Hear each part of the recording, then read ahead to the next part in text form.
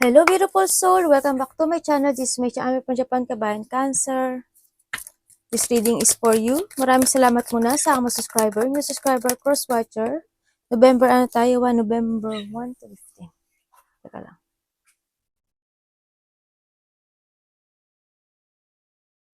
Sa mga bagong pasok yan, welcome na welcome kayo sa bahay ni Ate Aimee. Salamat din sa mga nagpa-personal reading. Kung gusto nyo na energy nyo lang talaga ang gusto makuhantin, all the detail is nasa baba na ang video na ito. This is a general reading, kabayan. Cancer, kunin mo lang ang sa'yo at itapon ang hindi sa'yo. Maaring ito is a vice versa. Maaring energy mo, energy ng person mo, o energy ng malapit sa puso mo. Maaring nangyayari or mangyayari pa lang. Use your own intuition. Lawakan natin ang ating isipan. Napakarami yung energy sa mundong ito. Hindi ito basta-basta magre-resonate sa inyo. Okay? Pakilawakan natin ang isipan natin, ha? Tandaan nyo, I'm only the guidance. Gawin nyo o hindi, nasa sa inyo ang huling halakhak ng ating reading. Wala sa card ang inyong buhay. Wala sa card ang inyong mga dapat gawin. Nasa sarili nyo, okay?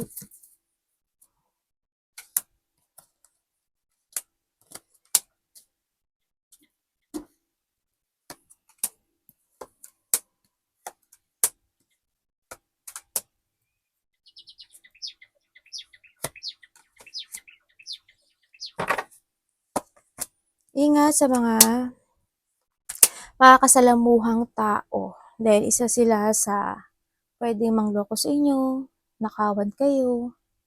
Yan. May taong mga makasarili, may taong iiwan kayo sa ere, at kayo ang magsasuffer at the end dahil lalayon kayo nito. Pero tandaan nyo, magiging sakim ito. Maaaring magkabalikan muli, pero wala siyang plano sa iyo. Okay? Iiwan at itiwan ka pa rin ito hanggang sa huli. Ingat kayo sa mga kaibigan nyo kasi hindi lahat ng kaibigan nyo is totoo.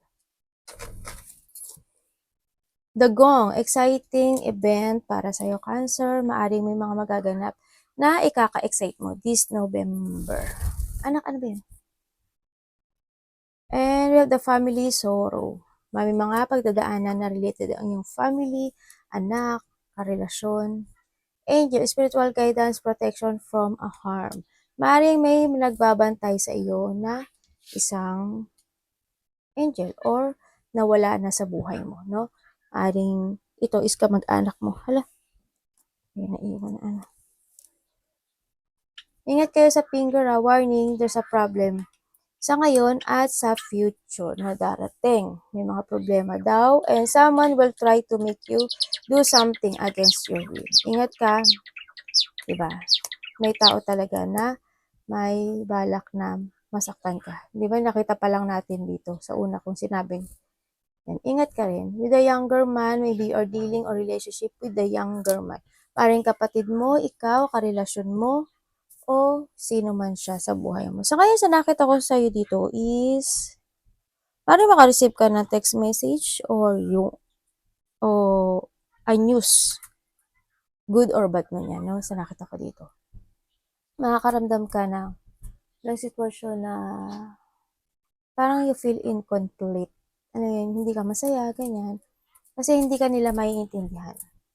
No, hindi yung nakikita ko na magiging patient ka sa kanila and giving ka sa kanila. Pero, hindi ka magiging masaya. Ito kasi yung tao na mapagbigay, understanding, yung iba sa inyo not all of you. As long as kaya tumulong, tutulong ka. Yung makakaramdam ka na kahit na ginagawa mo yung mga things na yun, sa paligid mo, sa karelasyon mo, sa trabaho mo, sa kapatid mo man yan, hindi nila naaanin hindi nila na-appreciate yun sa'yo, no? Yan, maaaring iba sa inyo, mararamdaman nyo na hindi kayo kompleto, ganyan. Something missing, nagkakaroon ng disappointment doon sa bagay na yun, no? Sa iba sa inyo. Sinasabi rin dito na maraming may taong galit sa'yo or tao na mga naiinggit sa'yo. Minsan magulo yung isip mo, hindi mo alam kung ano yung gagawin mo, magkakaroon ng mga choices in life, either sa trabaho mo or sa ibang aspeto ng buhay mo. Sinasabi rin dito na you need to be stable. When it comes to choices, trust to your intuition to make a decision sa right then, and patient lang to make a choices para hindi ka mag-miss. Mari iba sa inyo is matagal nang hindi nagiging maganda yung ibang aspeto ng buhay niyo, no? So nakita ko dito. Maring nagkakaroon talaga ng lack of cooperation or lack of control sa mga bagay, lalo na sa trabaho mo, sa kapatid mo, o sa karelasyon mo dito, no? So nakita ko dito. Magkakaroon din ng mga agreement, battle, hindi pagkakaintindihan, or conflict, malaki man o maliit yan, no? Maaring dadaan ka pa rin sa isang sitwasyon na magiging magulo kung kinakailangan mo ng i-let go ang isang bagay.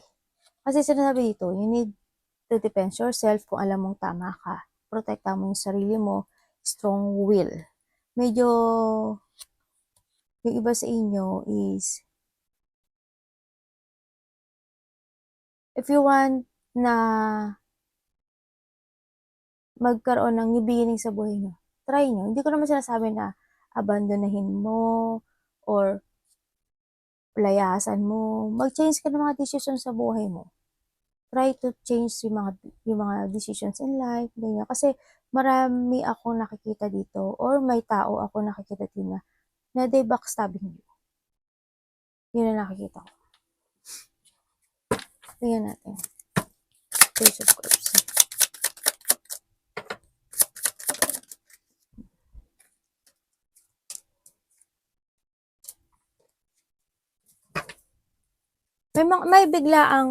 May biglaang makareceive ka ng text message or biglaang pag-uusap or biglaang communication with someone. Maybe this is a commitment or may magpe-present ng love sa'yo or mag-o-offer sa'yo na lumabas, ganyan, or makipag-banding sa kanya, ganyan, makipag-usap, yan nakita ko na baka magkaroon ka ng choices talaga. Kung this is a love, kailangan mo maging patient sa choice kung this is a love. Kasi ang nakita ko sa iba sa inyo is maraming makikipag-communicate sa inyo, no? Dito. Or maraming offer of love, no? Iba naman dito is an opportunity. You have a choices when it comes to opportunity. Someone din na it's time to create again yourself or chase your dream. Sa nakita ko dito, it's time to commit more to yourself, to i-create mo uli yung sarili mo. Pero iba dito is magkakaroon kayo ng choices. Kailangan dito sa'yo is clear path, positive destination, and basta continue ka lang sa direction na hanggang sa makita mo yung talagang goals mo sa buhay mo. Kung kailangan humiling ka ng payo sa iba, kung ano yung gusto mo opportunity at matulungan ka niya, di ba? Hingi ka ng payo dito. May union akong nakikita, basta may offering ako nakikita dito, either opportunity or loved ones. Yan, may mag-offer daw sa'yo. Para makareceive ka nga ng text message sa special someone. Someone want to commit, no? Sa nakita ko dito. Diba dito a commitment? Someone want a new horizon? Kapag-usap? Oh, devil. Kung this is the past person at magsusorry sa sayo at makipag-communicate ulit sa sayo, it's up to you It's up to you kung ano yung magiging decision mo. Iba dito maaring lumayo, no? Kasi nakita ko si devil. Kung this is a past person, for me, it's not good. Sa akin pero nasa sa inyo pa rin yun. Wala sa akin ang Tandaan mo, the club, alam ko na maging excitement. Ingat kayo sa finger baka masugatan kayo, mahiwa, matusok, magdugo, mamanhid, no, maipit. Ingat kayo sa finger niyo. Trust to your intuition more.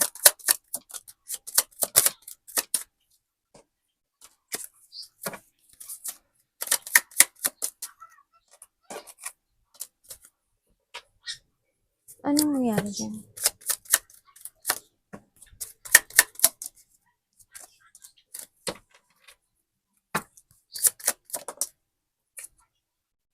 Wala pa rin desisyon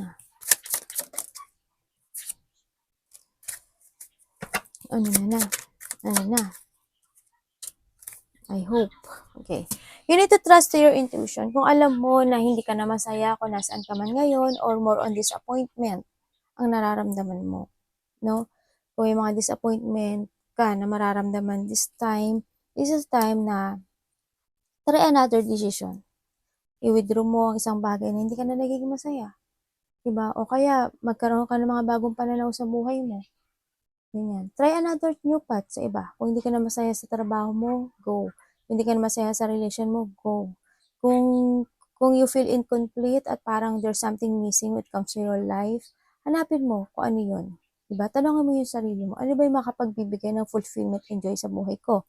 And then you need to reset yourself. Resetting. Start a new beginning with the full. Alam ko na very emotional, pero alam ko na nalilito ka kung saan yung tamang direksyon mo sa buhay mo, pero something must be let go. Yung mga sadness mo, i-let go mo na yun. Kung may mga nambubuli sa'yo, umiwas ka na doon, o iniiwasan mo naman din siguro, kung kailangan mag-move on at magkaroon ng mga bagong strategy, o mga bagong plano, o mga bagong pananaw sa kinabukasan, it's very good, no? Sinasabi rin naman ni Card na ganun dapat mong gawin. You need to accept, don't wait, sacrifice, and moving forward. You need to give effort and decide dito. This is the time na rin na huwag mo munang gamitin yung heart mo. Gamitin mo muna ngayon. This is the time na gamitin mo muna yung head mo when making a decision. No? Kailangan mo dito ng mag-action. Kailangan nakatuon alam ko naman na alam mo yung halaga mo. No? Alam ko na alam mo yung halaga mo. Kailangan dito na mental clarity, strength, and then, also, with it comes sa ibang bagay, self-discipline. Then, no, sa nakita ko dito. Kasi, nakita ko yung pagiging emotional mo, ganyan. May mga tension talaga na hindi pa nare-resolbahan, pero we need to resolve sa sarili mo. Kasi, ikaw lang ang makaka-resolve ng sarili mo. Ikaw lang din na makapagpapahil ng sarili mo. Tayo lang din yun. Hindi ang ibang tao. Tayo rin ang mas magandang magmumuo ng sarili natin at itayo natin ang sarili natin. No? Sa card naman nakita ko na this is time to move on, give effort, moving forward ka. No? Kailangan na dito ng tapang, katatagan. Yan. Kailangan na dito ng pagpapasya. Kailangan is a movement and decision making. Dito. Sabi mo, kailangan mo pakatagtag. This time na magkaroon ka ng clarity in life. If you want to stay, it's okay. No? Pero you need to resetting all.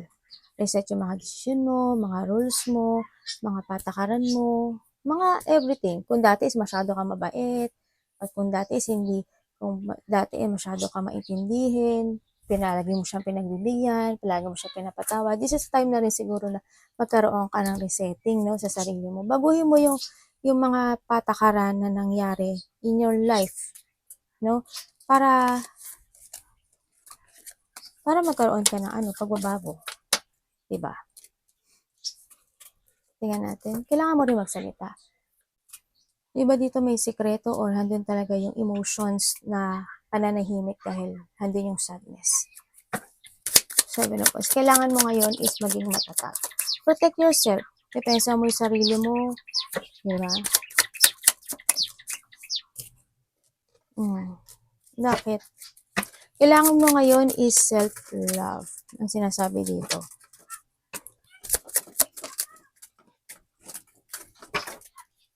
Kailangan pa ba?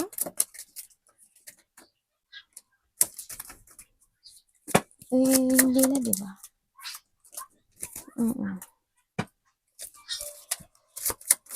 Hindi na daw. Okay. Sabi dito, kailangan mo daw depensahan yung sarili mo. if ito is a family or a love life sa nakita ko, sinasabi dito na yun nga, kasi may nakita kasi ako dito na hindi kayo magkatugma. Maaaring nagkaroon ng mga conflict to your family or to your relationship. Sinasabi dito. Andun din yung kawalan ng pagkakaisa. Nagkaroon din ng paghihiwalay. May mga puot, may mga matitinding galit, at hindi pagkakasundo. This is a time na depensa mo yung sarili mo, kailangan mo manindigan, love yourself, focus to yourself. This is a time na if you want to abandoning the past and going toward for a new, it's good, no? Ang nakita ko dito. Yung sinasabi rin dito na kailangan din dito kasi ng dealing or cooperation dito sa sitwasyon na to. If you want to develop itong sitwasyon, it's okay, sinasabi naman. Pero, you need to focus more to yourself. Manindigan ka, no? Ang sinasabi dito. Kasi kailangan mo din naman ng Ten of Cups dito. Pag-aralan mo yung mga bagay-bagay na nangyayari sa buhay mo. Sa ngayon, you need ng mental peace, no? Maring pagdadaanan mo yung mga time na kailangan mo muna mag-rest, magbigay ka muna ng oras sa sarili mo, mag-recharge ka muna, or mag-meditate ka. No? Kung may mga nangyari, mga calamity, crisis, distraction, or something disaster or mga problema sa inyong relationship, sa family mo, or sa part ng trabaho mo, this is time muna na magbigay ka ng time sa sarili mo. No? Structure ang kailangan sa iyo. Focus, and then slowly but surely na magkaroon ka ng development when it comes to yourself, no? It's more on focusing to yourself. Sana walang nag-aaway na mga kasama sa trabaho, karelasyon, or family man yan, or sino man itong foundation na to. Iba dito is may related na anak, may nakita ko anak eh. This is a time na rin na kung kayo is kasi kailangan daw dito ng hard work and patient also. Focus and patient and hard work and effort ang kailangan no? Sa ngayon kasi this is time na maging practical ang sinasabi. Ano ba itong iPad ko namamatay? Maging practical ka na ngayon kung kailangan. Pero it's up to you pa rin. Nasa sayo pa rin to. Nasa sayo ang huling halakhak dito. Pero if you focus to yourself, magkakaroon ng happiness sa buhay mo. Kailangan lang siguro dito ng development. No? Panindigan mo. Pag alam mong tama ka, manindigan ka. Yun naman ang the best, diba? Hindi mo kailangan manahimik. Kung alam mo nasa tama ka, magsalita ka rin. Merong mga tao na ang tingin nila sa'yo ay kakompetensya nila. Sa nakita ko dito. May nag-aaway ba when it comes to a territorial? May mga nakikita rin ako na mataas ang ego. Maaring makakaranas ka ng pagkainis sa isang tao sa buhay mo.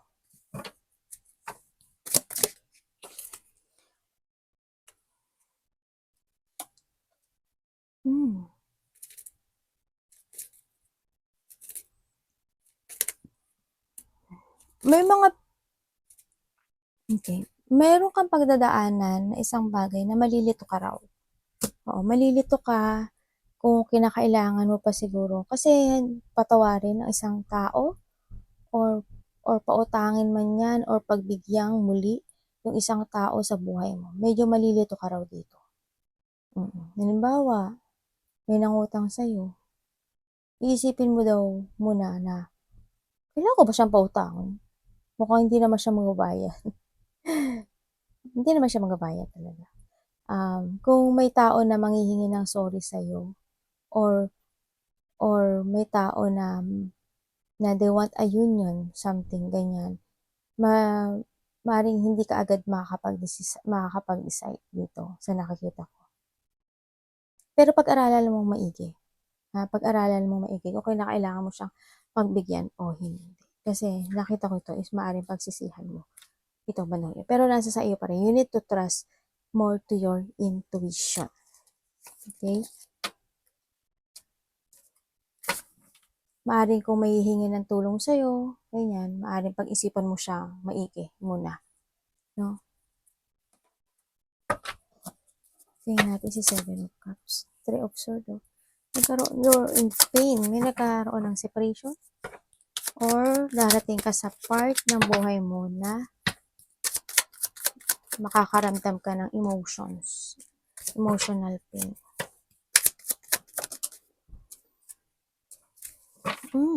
Ano yan?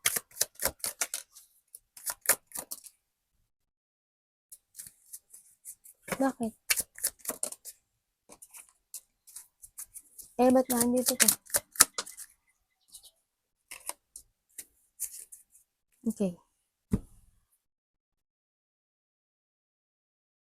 Andito yung mga regret, failure. May mga nag-fail sa buhay mo. Sa nakita ko dito. Matagal ka nang may sadness na nararamdaman. Matagal na may mga disappointment sa iba. Mga pinagsisisihan sa iba. Nakakaramdam ng loneliness or sorrow. Matagal ka nang may nararamdaman na kailangan mong mag-heal. No, sa ngayon, na kailangan mong magpakatatag at kailangan mo kontrolin yung nararamdaman mo ngayon. Need mo ng patient ngayon at need mo ngayon ng pagbabago. I-renew mo yung sarili mo, have faith, yung paniniwala mo. Kailangan mo ngayon is peaceful. Kailangan yun is you need to trust yourself. Kailangan sa'yo ng clarity, trust universe. Huwag mong panghinayang yung mga bagay na pwedeng mawala sa'yo or mga bagay na natapon na at hindi na mabubuo. Ang kailangan na lang dito is structure when it comes to structure sa sarili mo to heal, no? To growth. Ngayon is kailangan mo ngayon ng confident sa sarili mo. Focus sa iyong stability, to your family, ganyan. Ang pinaka-good sa nakikita ko sa ngayon dito sa card.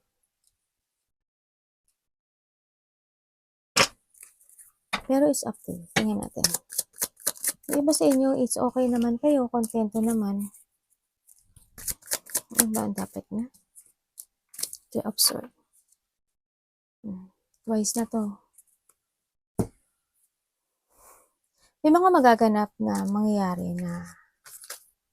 na unexpected ito, no? Sa nakita ko dito sa iba. Masasaktan ka daw. May mga pagsisisi ako nakikita sa iyo.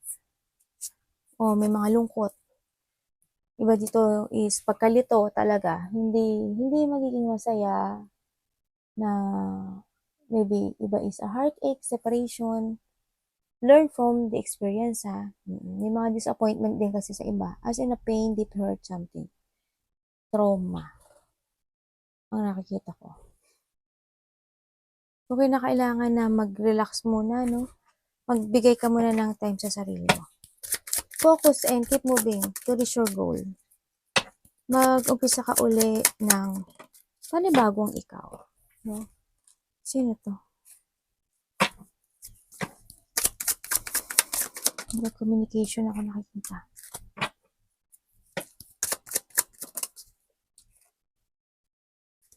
Sino to?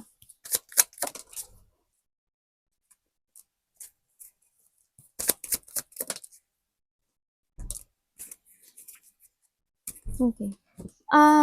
May biglaang mangyayari, no? Sa nakita ko ito. Maaari magkakaroon ng communication or biglaang communication or may mag-apology. Someone want a new horizon. Sa'yo, may tao na gusto ng peaceful resolution sa'yo.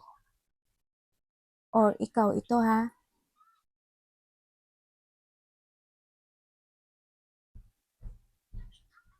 May tao na naghihintay ng tamang oras, tamang panahon, na gusto niya makapag-communicate sa'yo. Maaari itong tao na to, isasaktan ka sa kanya. You invest kasi dito sa sitwasyon na to, pero nasaktan ka niya. No? Pero magkakaroon dito ng pag-uusap or pagbabate. May apology kasi ako nakikita. May tao na gusto nang matapos ang pag-aaway. May tao na gusto nang i-release yung stress niya. pag-aralan mo maigi ha. Someone spying. Maring makareceive ka ng text message or messages. Messages, ang dami nun ate. Yun ang nakikita. Sa iba naman sa inyo, is kailangan mo ngayong maging stable. Balance yung situation mo, and then try to analyze progress and strategizing. Kailangan din na magkaroon ka ng make new horizon, moving on, and more idea and focusing and chase to your dream sa nakikita ko dito, no? Ang kinakailangan. Kasi it's more stability ang nakikita ko sa'yo dito. If you are moving on to the future and chase your dream. Kasi more idea akong nakikita na papasok sa'yo dito or may isip mo how to grow your stability, pera mo, pagkakaperahan, ganyan. Kung kailangan negosyo, it's good kasi may negosyo card naman ako nakikita sa'yo. If you want, ha? Pero ingat ka pa rin. Huwag kang basta-basta na babanat sa nakilala mo lang sa internet kasi pwedeng ikaw is maloko nito.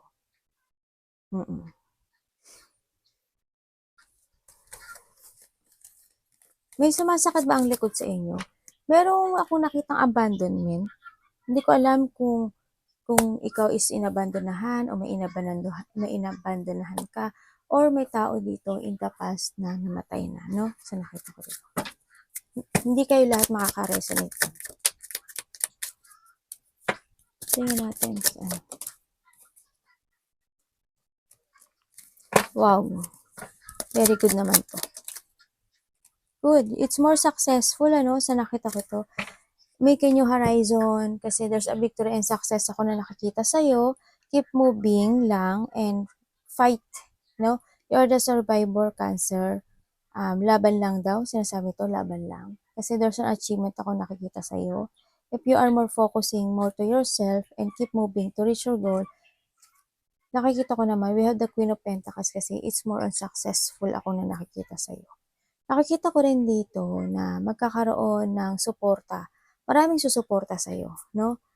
If you are focusing and moving forward to the future, maraming tao ang mag-chase sa'yo, maraming tao ang tutulong sa'yo, maraming tao ang susuporta sa'yo, at kumbaga ikaw ang susundan ng lucky sa nakikita ko dito. Pero nasa sa'yo pa rin yun. Kung ano yung balak mo sa buhay mo or how you drive your destiny, ha? Tingnan natin si Five of Cups.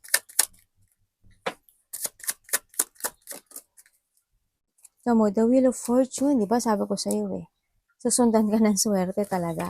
As in, susundan ka ng swerte. And in a divine timing, you receive your reward sa nakikita ko dito.